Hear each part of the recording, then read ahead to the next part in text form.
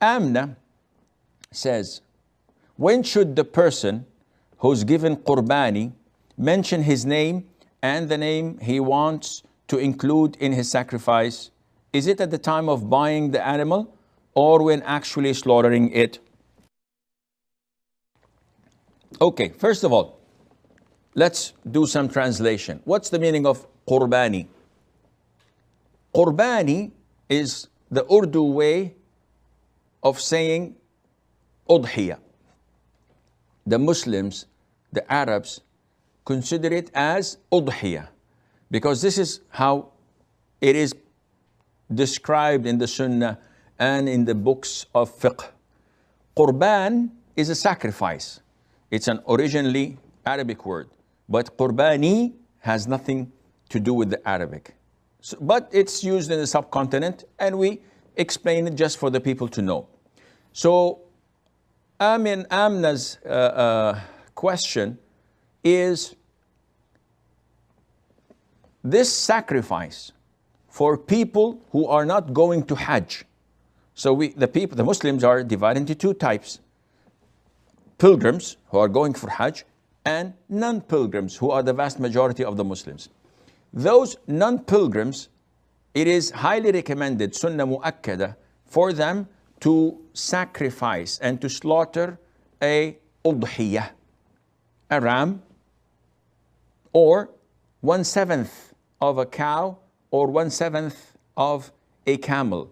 So 7 can share in a cow, 7 people can share in a camel, and 1 person can sacrifice 1 sheep, 1 goat, 1 ram. Amina is asking about this ram I'm going to sacrifice. Is it permissible for me to include others in it? The answer is yes, providing those others are among the living who live under your roof. So if I have a big family and I have my children and I have my grandchildren, they all live under my roof, they all eat from the kitchen in the house, which I provide them food, or they may contribute, but it's the same kitchen that cooks the food for all. In this case, 1 sacrifice, 1 sheep, or 1/7 of a cow, or 1/7 of a camel, suffices for the whole entire family who live under my roof. As for the dead, I also am entitled to include the dead. So I include in my same ram the living under my roof and those who have died, such as my father, my mother, my grandparents, my uncle, my cousins. Now, when do I have such an intention?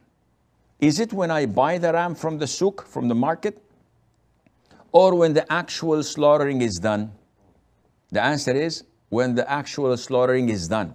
However, do I have to say it? So before slaughtering or before the butcher starts to slaughter, I say, listen, this is on behalf, and I get my list on behalf of so and so and so and so and so and so. Do I have to do this? No. Is it a sunnah? Some scholars say yes, because the Prophet used to say, this is on behalf of my family and the ummah of Muhammad. So uttering it is just a sunnah. It has nothing to do with the validity of your sacrifice. It has nothing to do with your intention. So what counts is my intention. So if I just go to the butcher and I say, listen, this is my sacrifice, slaughter it for me. And I don't tell him on who is it. This is sufficient. I don't tell him on who it is. This is sufficient. All what I need to know is that I personally know who is it intended for. And this would suffice, inshallah. I'd like to add, if I may, there are no callers, so I can afford that. A lot of the brothers and sisters in the subcontinent take it religiously upon themselves that slaughtering a Qurbani or the Udhiyah is mandatory upon each individual.